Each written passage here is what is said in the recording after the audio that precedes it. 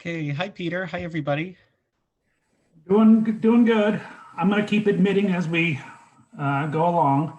Uh, Okay, I'm going to start recording. okay, cool. So everything is nothing new to report from Baltimore, except that I've read that for those of us who live in the city, they're actually going to open dining. Looks like this weekend. Um, so on the state front, you guys should have gotten an email. The Bob Davids annual chapter meeting is this weekend virtually. You should have the link for that, and you have to register, which reminds me I have to do so. That'll be a several-hour program. And then National Saber Day will be Saturday the 30th. So obviously you have to register for that to get the code and whatever the steps were, I already forgot. And then our chapter meeting will be just after the main one is done. There was a typo in the last email. It's not 12 to 4. I believe it's 2 to 4 Eastern. But I'll send another email around later in the week giving you the links to both the national and our local. If anybody has article ideas for the upcoming newsletter, start formulating them and get them out to Ruth before Valentine's Day. So I think that's it from the administrative side. So I will let Adam take over. I'll mute myself and I'll keep admitting. Hopefully people keep joining and take it from there. Welcome, everyone. All right, thanks, Peter. Thanks for having me again. Few months ago, I was really happy to be here to talk about baseball cards and design. And what I'd love to do today, I really appreciate the opportunity to show you some stuff I've been working on since then, because I got the idea, of course, during the pandemic and, hard to go out, hard to see people, but I've been painting vintage baseball cards. And I just wanted to take a few minutes to share that with you.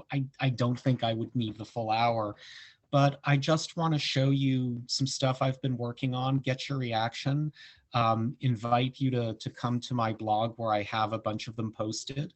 And I'm just really interested in sharing and seeing what you think. So let's see, Peter, can you give me the ability to share my screen? It looks like you have to enable that. Yeah, hang on a second. Sure. Share screen. Multiple participants. Okay, yep. Yep, I can get there. Okay, so I'm gonna share my screen here. All right, can everybody see it now? It should say staring out the window waiting for spring. Yep. Good. Okay, great. So where this quote comes from and what all of this comes from, if it's going to let me advance. I love this quote from Rogers Hornsby. He was the greatest hitter in the modern era with about a 424 average. And he was asked during an off season, well, what do you do now? So I love this quote from him because that's pretty much what all of us are doing. We're staring out the window, waiting for spring, whatever spring looks like. And I'm hoping in this season that we'll be able to get to ballparks. And my wife tells me that we don't have enough space in the house to indulge collecting bobbleheads and jerseys and stuff like that. So I drew on our talk last year where I was looking at artistic influences on cards, going from realism to pop art to digital art. And as I went through that research, I found a lot of people, including a couple who are involved with the SABR Baseball Cards Research Committee, who are designing their own cards. And they're doing so many interesting things. Some are directly painting on them. Some are making constructions out of them, making hybrids of different cards and putting them on different kinds of paper. And I wanted to try that on my own. These are a couple examples that I've seen. Optimus Volts is an interesting guy out in California, and he combines a lot of Latino art, Dios de los Muertes themes with current and vintage cards. And Jason Schwartz is more someone who does a lot of construction. So here's a Josh Gibson that he created.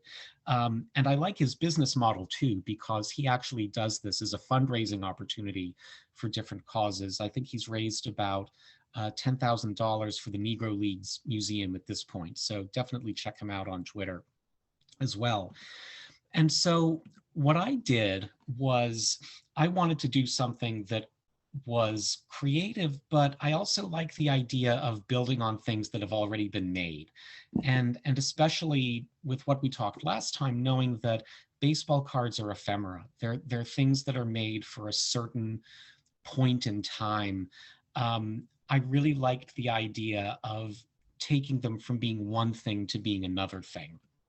So I took my inspiration in doing these from a lot of different kinds of art that I've been exposed to during my life. So I really like Russian and Christian icons with kind of the golden background. And what I like about those is they create this sense of divinity. And especially if you have a player who's a beloved player or a Hall of Fame player, I like the possibilities with that. I'm also really interested in modernism and color field painting. So if you have something in the foreground that's one color family, what if you take the background and you make that opposite on the color wheel? And what does that do? And what are some interesting things you can do with it? And post-impressionism. So, taking landscapes or different ways of looking at backgrounds and seeing, well, what could you do with a card there? And I'm not aiming to duplicate or riff on anyone or anything, but this is more about taking pieces of inspiration that might be worth experimenting. So my process is I take the original card. I find that older cards from about pre-1990 tend to take paint a little bit better because it's not as glossy cardstock, it's lighter cardstock, and I always choose my cards based on pose and color. So whatever part I want to paint on, I use gesso, which is, I don't know if any of you have used gesso before. It's an acrylic paint, but it's not glossy at all. It tends to be matte and it's white. You use it often for priming a canvas to give yourself a good surface to paint on. And similarly with a cardboard card, it masks the glossy parts of the card and it allows it to take paint better. I do 1 or 2 coats depending on how much masking I want. And then I go ahead and paint it. I try to use complementary colors to the uniform or the predominant colors in the card. And one of the things I've heard from people that I've shared these with so far is they have a sense of movement. And so what you'll see in the ones that I've chosen to share with you today is I like making the cards feel like they have a sense of motion in them, especially because often they're using very high-speed photography, so the image is frozen in time. There's not a lot of motion in it. So now the actual, well, before I actually get into the cards, any questions so far?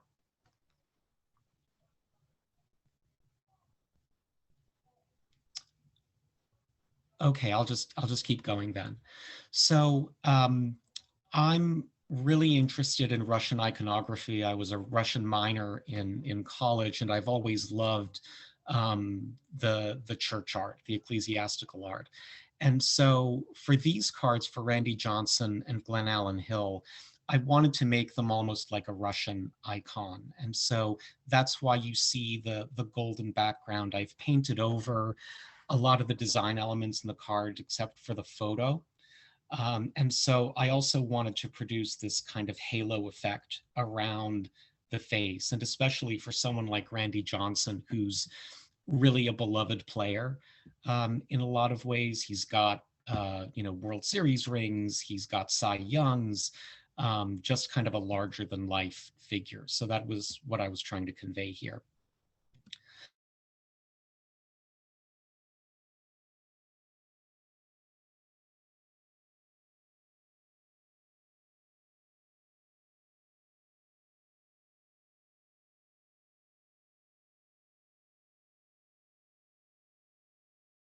of gold on his face. That's something that I also experiment with sometimes. But I really like how I'm able to put the photograph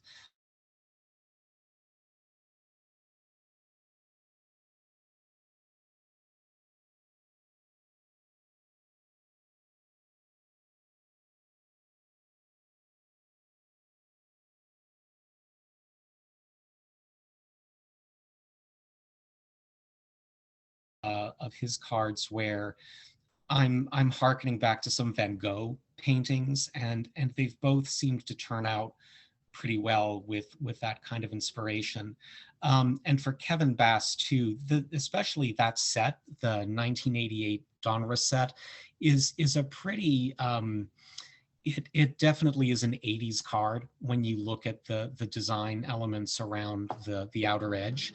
And so I really wanted to put that in kind of a traditional landscape. It's not any particular landscape, but I just wanted it to look summery and almost like a 1910s or 1920s card. So that's what I was aiming for with those. And Don Sutton, who just passed away, I was kind of doing the same thing with him. Um, and what I love about this set too, the 1987 set had that wood grain in it with vintage typography, and I really liked that. So I think what I was going for with that image was something that was very traditional and that kind of played to the themes in that year's set. And then the Julio Franco one I made right after the Cleveland team announced that it was changing its name from Indians. And so I was trying to go for kind of a 60s Leroy Neiman or even Warholish vibe. And so I really like how that one turned out. And then sometimes I just like to play around. So with a Ron Robinson card for the 1989 Bowman set, that's one of the few where I actually didn't use gesso on it. And I kind of like it because the elements on the card all come through. It reminds me a lot that something like Robert Rauschenberg might have done in the 60s, where it just seems to combine a lot of different things. In some ways, it feels really busy to me, but I like how it turned out too. And then the Otis Nixon one, I really like the old Montreal uniforms. I wanted to do kind of, I was just kind of experimenting with that card, but I like how that turned out as well, especially with the golden elements too.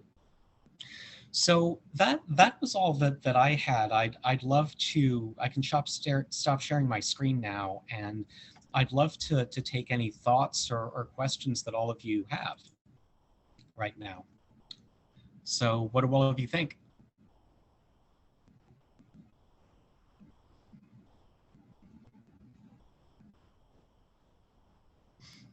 Questions, comments? I know we have a small audience today, so feel free to ask pretty much anything. Sure. What I can do too, I'm going to leave up the last page because that's got my blog on it. So if you go to section 514, blogspot.com, in fact, I'll put that in the chat so that you can go there as well.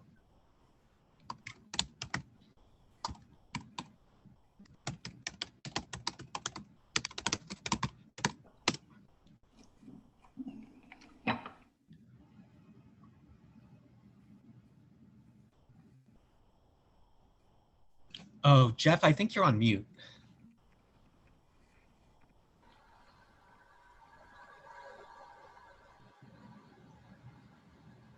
There you go. I wasn't sure if you were trying to say something.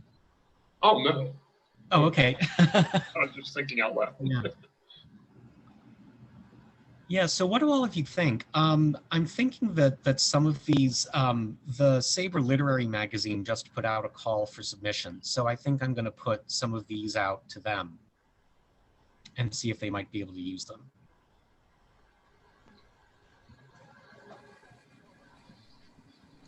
That's nice.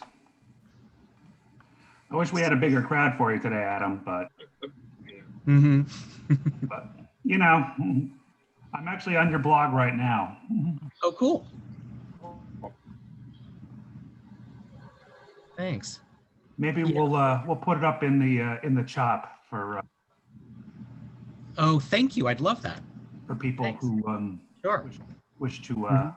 to follow. I used to do one too, but it doesn't exist anymore. So Yeah. Yeah, I've tried to do them at different times, and it's hard to maintain the content to do it. But if you're disciplined about it, um, hopefully I'll be able to keep it going for a while. So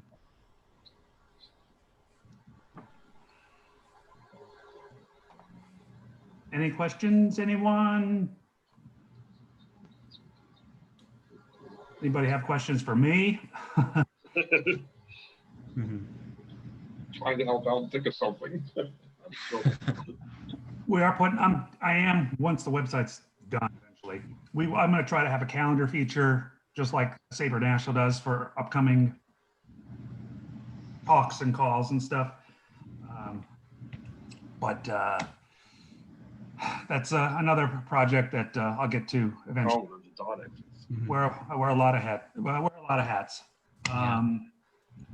You guys should be something, I think I did mention about, for those who were on the last call earlier in January, there's going to be a Babe Ruth birthday bash will be virtual this year. Trying to get it covered by sponsors so it can be free to the general public. Okay. And if you know anybody who would like to be a sponsor, you send them my way. There's different levels, but assuming it gets off the ground and can be covered, it'll be over a 2 or 3 day period virtually, but there's going to be 2 different sections on the Orioles, one on the current team. I believe they lined up Brandon Hyde to participate.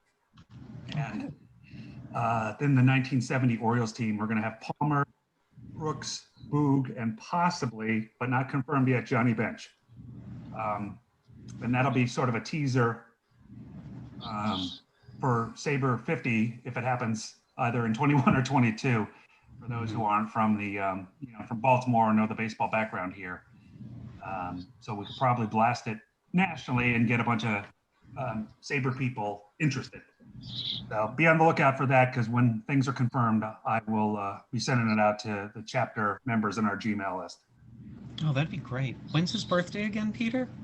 His birthday is the 6th, and there's usually a physical party around the 6th, but because I think that's, and I don't watch pro football, I think that's right around the Super Bowl, so they're going to do it like around the 10th, 11th, 12th instead.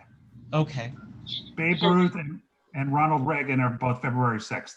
Oh, that's great. So these guests that they're having, are they, since they're doing it virtually, they're going to have like a panel discussion, or are they going to be interviewed, or what? From what I understand, and this is above my pay grade, and I'm not participating in this, pre-recorded. And John Miller is going to moderate the 1970 Orioles panel. Oh, Oh, no. now I'm talking about the birthday bash. Yeah, the panels that will be there are going to be pre-recorded, and then there's going to be a question and answer section that's going to be done as part of it too. So when it's airing to the general public, the speakers won't, as far as I know, won't actually be there live. John Miller, you got, wow. Well, he's in touch with the museum because of, he was an announcer here, and he's been in, he stayed in touch. Actually, a couple of years ago when we went to a game at Camden Yards, I think one of our SABR chapter games was against the Giants, and when we were walking over to the designated hitters lounge, I was with Mike Gibbons, who's now going to be on our chapter board. Yeah. Miller happened to be walking up the street, and they bumped into each other and talked for about 15 minutes. Oh my gosh. So yeah. So I want to take up any more of Adam's platform here. So does anybody have questions, comments, stuff on it? This is this baseball card stuff is out of my expertise. My brother used to collect. My aunt used to work at Topps, but that's about as much as I know. Aside from the back. Do you have anything from Topps? My brother does. He has a bunch of complete sets from the mid. But I mean, maybe something from when you said she worked there, was it in the factory, you mean? Or? Yeah, there was a factory in Duryea, Pennsylvania, which is right outside Scranton. So she was also my brother's, not only his aunt, but his godmother. So she would get him a full factory that every year for his birthday. Oh my, wow, that's cool. Oh, what a great story. Yeah, I mean, it's, you know, it's a mix of things that you have lying around and things that I bought at thrift stores. And of course, eBay has a lot of, you know, old vintage cards that you can buy for $1 or less. And so if I see something that's got some neat visual elements, I'll get that. There's a card store called Collector's World in Annandale, and they're actually opening up a big new space later this year, hopefully when things start to open up, that they're envisioning as a gathering spot, which is really, really neat. That it's so hard for card shops now. So I think they've found a nice secret sauce for a business model that they seem to be doing pretty well with. I can tell you the museum has an archive of cards that some of our volunteers now are itemizing. Oh, neat. So if you're interested in them or want to see them, I would reach out to Michael Gibbons. His Okay. email address is on the website. And Okay. I'm sure he'll let you come by and peruse and all that kind of stuff. Because we're open for business just on limited hours and days. But they're usually during the week, on weekdays, there's somebody there, at least administratively upstairs. So, including myself, I live the closest of all the staff, just a mile away. Yeah, neat. But yeah, I find this fascinating because, like I said, my brother did the card collection for years and years and years, and got the Beckett Monthly magazine and all that kind of stuff. Yeah. And and would go out and Topps was primary, but I think Don Rusfley or whatever else he used to. The card shows, they'd be down at your local Holiday Inn and that kind of thing. Mm-hmm. He used to at one point be a big collector. Now he's a husband and father of 2, so he's kind of drifted away from that. Right. Yeah. Steve, anybody have any comments, questions? Any big trade aside from what's his name going to the Blue Jays? Anybody hear anything new? What about Lester going to the Nats? Yeah, and well, they also Nats stole Schwarber from my Cubs too. So. Oh, right. Yeah. Schwarber did really well on my fantasy team. Yeah, I had him not last year, but I've had him in the past. Mm-hmm. So we'll. I don't know if you guys going to the Blue Jays. What's that? Herbie Yates is going to the Blue Jays. Oh, wow. Okay. And Jose Quintana is reports that he's going to the Angels. You say Yates, the closer guy Yeah, from San Herbie Diego? Yates, the former Padres closer, he's now going to be on the Blue Jays bullpen, and Quintana was he's going to the Angels. I know Springer's the big name, but those were also the other names. Yeah, Yates saved the game when we were out there. Oh yeah, San Diego. against the Cardinals. Yeah. Yeah, the Orioles haven't done much. It hasn't been officially announced, but I'm assuming Aberdeen's going to be in the Carolina League. It doesn't say officially on their website, but since they've been bumped up to A advanced, I don't know where else you could go.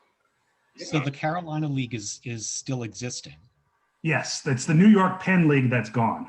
Okay, because the Fredericksburg Nationals are low A now. Yes, because you picked who's your high A? I'm trying. Wilmington. You picked up Wilmington, yeah, because the Blue Jays or the Royals let them go. Yeah. Yeah, your Fredericksburg Nationals never played in the Carolina League. Their first season, they didn't have a season. So. Yeah. Well, does I mean, Aberdeen it'll have still any be fun, choices? don't get me wrong. It has to be the Carolina League. I don't know where else Aberdeen could be. Mm-hmm. So, yeah, I'm looking forward to seeing schedules and whatnot. And Yeah. because actually, for those of you who don't know, we had a chapter game at Aberdeen. Let me think. We did Frederick, Aberdeen. We did Boot. So probably I think 2017 maybe we did there. We got to know them pretty well. The GM has changed. once, but the current GM is on our email list and everything. And when they heard Saber 50 was going to be here, they were really enthusiastic. Because don't forget, the original Saber 50 was supposed to be July of 2020. I can't remember already. But it didn't coincide with Aberdeen's schedule. So we would have been able to go to a game there, but they were going to give us 1,000 hats to put into the welcome bags for people. Oh, wow. And then Bowie was going to be involved, the original format of 2020 that they, once the convention was over, they were going to host us Sunday afternoon where anybody wanted to go down to Bowie for an afternoon game and do up a big Sabre thing and have a minor league team, Orioles pipeline involved. So the problem is if we do Sabre 50 this year and they move to September, the minor leagues will be over, so you won't get that. Yeah. Did you say Sabre 50 could move to September? You said it could. Wow. I don't think it will. Oh, but that's one of the options they were looking at. So I get my first shot on Monday. No, good for you. Maryland hasn't. They're in 1B and C starts Monday, but well, I'm in the A level, being over 65. Yeah, I'll be in group 2 for being high risk. Yeah, it seems like you should be in 1. Yeah. I got to follow the rule. Well, I was there to see my oncologist the first week of January 5th or 6th, and he hadn't gotten his yet, and he's a freaking cancer doctor. So,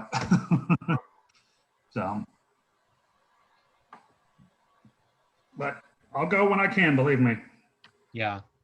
I don't even know which one I'm getting. They just said you can't guarantee which one you're getting. Yeah.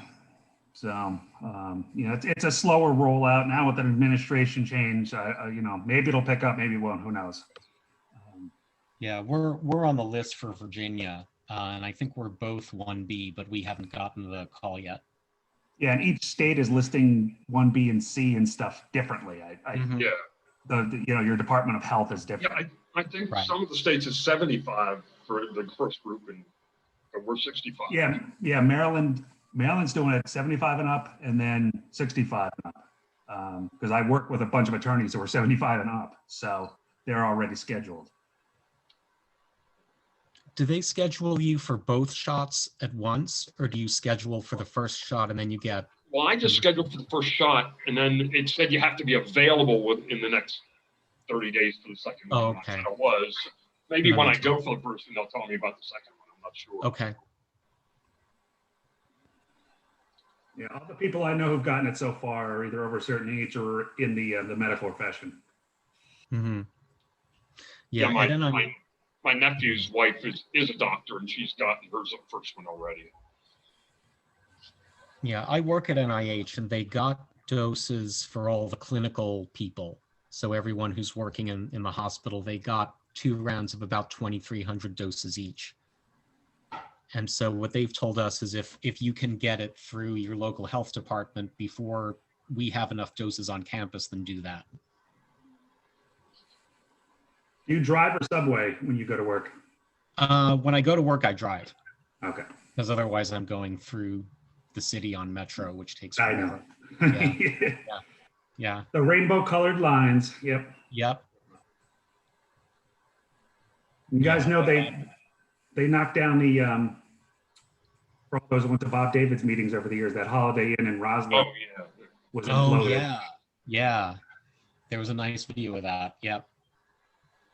So it's weird because I used to drive past places like that almost every day, and now I mean, like even just watching the inauguration. So it's all closed down. The shot of the mall is really pretty. What they did with it for today with all the flags. Yeah. But it's kind of surreal that all these places where you're used to going, you don't, they're all closed up. So. Yeah. Well, when for Baltimore revitalizes whenever the convention happens, because basically what I've been told, like I don't know if you guys know, Bruce and I were invited to participate in the national convention and sort of give this is what's going on out here kind of thing. Mm-hmm. Especially me, since I live downtown. And a lot of restaurants and stuff, as you know, aren't making it. and there's a nice steakhouse right, pretty much adjacent to the Hyatt on Light Street, the Sullivan Steakhouse that bit the dust during COVID. So another. We lost a Jimmy John's up here. That's York for you. Yeah. We, another thing is the longer you wait and things get back on their feet, you won't see as many empty buildings and paper on the windows. If we wait another, year even to get all this. So. But we gained a Jersey Mike's, right? Wow. To Jimmy John's. There's always somebody willing to step in. Yeah. But downtown is really different. They actually closed the aquarium for a few days because they saw that they weren't enforcing the social distancing rules. So I don't know if it was the city or the state, but they kind of knuckled them down and hit them with a fine and whatever. So the fish weren't wearing their masks. Yeah. So downtown is pretty eerily. I can imagine that, man. Yeah, it must be deserted. Yeah, because most white collar places like my law I work at and one my wife works at and stuff like that, we've been remote basically since mid-March. I actually went in yesterday for a few hours to do something, basically just in and out. Well, the harbor wasn't doing that great even before all this happened. Well, now the people who are running Harbor Place, I don't think they went bank. Yeah, they defaulted on whoever they owed, and they were removed as the property manager. And I think the city's technically managing it now. Oh gosh. But a bunch of things are closed. That big Barnes and Noble closed in the that was next to Phillips there. Oh, really? I didn't permanently before Corona. No, during. During. Oh. So probably like maybe September. So. So a lot of the attractions and stuff are going to look different for sure. Mm-hmm. And the mom and pop shops are really sort of struggling. So Yeah. But we'll see. Our governor is pumping in money, so Mm-hmm. every state is different. Well, and hopefully as things start to open up and people get vaccinated and, Yeah. comfortable going out, that'll hopefully. Yeah, the Orioles, from the ticket sales standpoint, a lot of the stuffs that they'd be doing by now, late January and February, like individual tickets and stuff on sales, like they're still holding it for the groups or season plans, Mm-hmm. because who knows when the first game is actually going to be, Right. for the public anyway. Yeah, So, and if they do delay it, are they going to make a whole new schedule? Or are they going to pick it up where it left off? according to what Manfred said, the schedule is as is, but So whenever they start, it'll be whatever's scheduled for that day. yeah. So yeah, opening day might be Well, the that's first, that's going to. Of course, it's going to be unfair for some teams. right? So it's a wait and see then. So. And I have no information on the Baltimore. As you guys know, who've been to conventions, you know how they give out a book.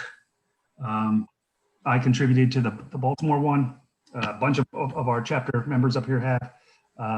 It's like the history of certain games and everything. That's the one I made the list for. Yeah, remember that? Yeah. I did 2 articles and other people did a bunch. So I'm not sure if it's going to be published. So let's just say Saber 50 is going to be next year, 22. So if it's going to come out now, or is it going to tie in with next year? Who knows?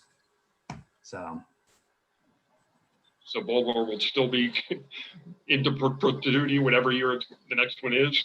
yeah, they're committed to having it here. So they don't want to pull the plug on it here. They know whenever the next one is, it's going to be 50, 51, 52. I don't know if they're going to combine more than one. I'm still able to go the following year when I'm predicting it's going to be Kansas City the next one. Quite For possibly. some reason, just a feeling. They No really inside information. more, and they won't hold it if it's under 400 and some people. They don't make a profit. So initially, pre-corona, they were hoping for 900 to Baltimore, which would make it the biggest one ever. So Did I read something? make $300,000 on the convention? I don't know the numbers. I'm not on the One of the board. emails said I can't imagine they make a profit of 300,000. Who knows? Well, probably with the sales of shirts and all that other kind of stuff, maybe. That's still a lot. So, I recruited someone on Facebook. I forget where we were talking about. Oh yeah, he does OPS plus for pitchers. He said he's the only one he knows of that does that. And we got into a discussion, and I asked him if he was a member of SABR, and he knew about it, but he wasn't a member. And then he came right back and said, I just joined. Which chapter? New York, Casey Stengel. He lives in New York. Tell him he can be on any chapter roster as well. Yeah, I did. His name is Marty Benson. Okay. Or Bender, because I asked him if he was related to Chief, and he said no. Marty Bender, New York, okay. yeah. So a guy got him to join. So that was pretty cool. What we're planning on doing to recruit more fans in Baltimore, people who are diehard baseball fans, to be in SABR, give them, we're going to do virtual programming spring for the Oriole advocates and probably for the designated hitters, who are both groups under the Orioles who do different things, but they're made up of, really diehard fans, and the kind of people who would come to a convention if it especially was in their backyard. So. All right. Anybody else? Questions, comments? Dave, nothing? Oh. Just waiting to see if the Phillies are going to re-sign JT Realmuto now that the Blue Jays have gotten Springer. So the offer still remains at least 5 years and 9 figures. But as I said, they just introduced Archie Bradley as their new relief pitcher, and he was wearing in the press conference, he was wearing, for those of you who remember WW wrestling in the 80s, wore a Ric Flair sweater. So he just immediately immersed himself. And shortly after, he threw in his name as, for Sign JT, and he even put out the hashtag on his own social media account. And now, because he's a Philly, his profile picture has now a Phillies P logo. So yes, I'd say he's officially a Philly right now. But as I said, he, like many others, including Bryce Harper, are advocating for the Phillies to resign JT Realmuto. But with the Angels signing Kurt Suzuki, former National, I know that Travis d'Arnaud is still out there, but I think the way that Reese Hoskins, the Inquirer, yesterday said, hey, I predicted correctly that Bryce Harper was going to sign with the Phillies. Or he's going to say Bryce Harper or JT, no, Bryce Harper or Manny Machado, and he predicted correctly. In the case of JT Realmuto, hopefully his prognosticating skills come true, and hopefully JT Realmuto will be behind the plate come spring training next month. Has Arenado got traded yet? I hadn't heard anything. I know they talk about Nolan Arenado being traded. Months ago, I didn't hear of anything. I haven't heard anything about that. I wouldn't be surprised considering the Rocky situation right now. But he has an opt-out pretty soon or something. I don't know if it's this year. And Trevor Story is going to be among the free agent class come the end of the 2021 season. So, it's anybody's guess what the Rockies are going to do. Who would want to leave Coors Field? That's the hitter's haven. But if the Rockies, can't compete, given, because look now, the Dodgers are very, Dodgers are defending world champions. The Padres literally revamped their roster, especially their rotation. What's incredible about them is that they could, trade a slew of prospects and still have an outstanding farm system. That's how good they are. So if I were the Rockies, I kind of could see maybe not, but it's anybody's guess given how this offseason is going.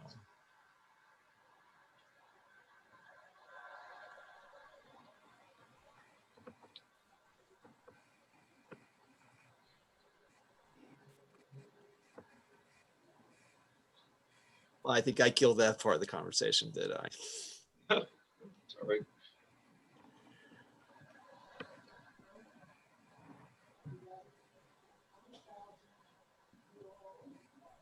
Well, if you guys don't have anything else, monitor your inboxes for Oh, sure. always. Thank you, Adam, for your blog spot and your presentation. You're muted.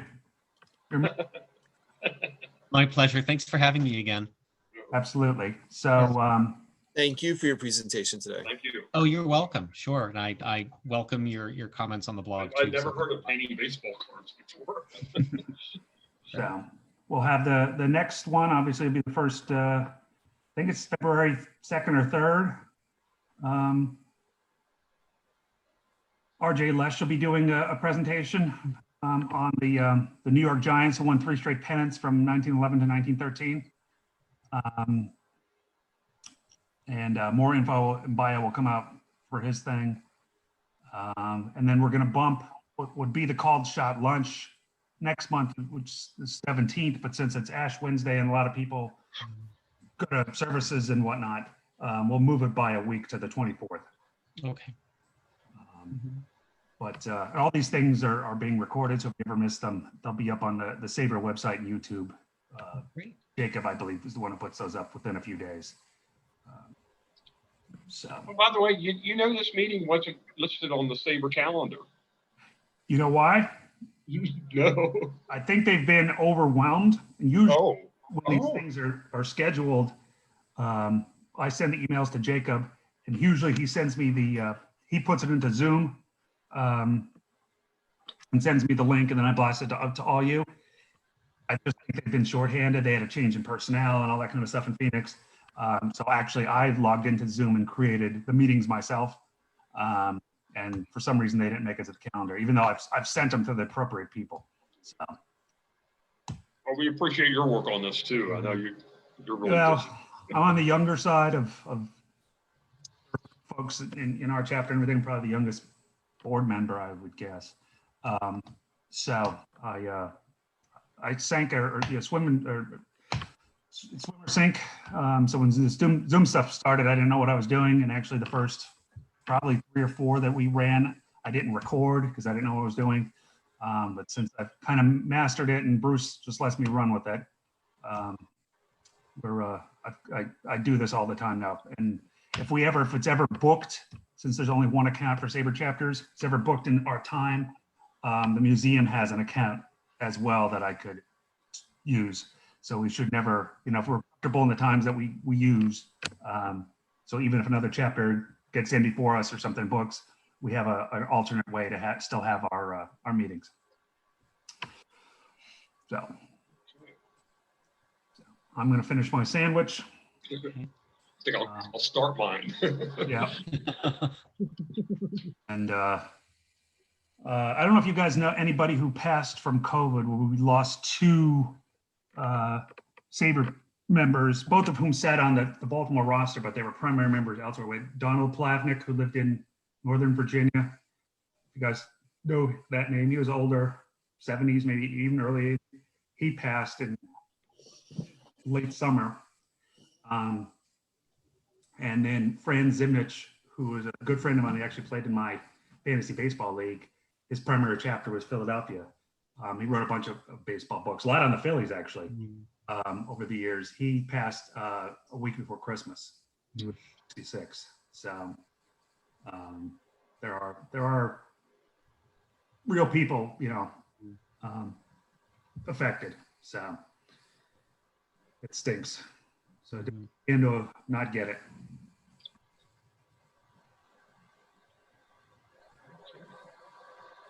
So. Yeah, definitely. All right. Well, enjoy your afternoon, gentlemen. Same to you. Thank you. Same to you. Thank you very much.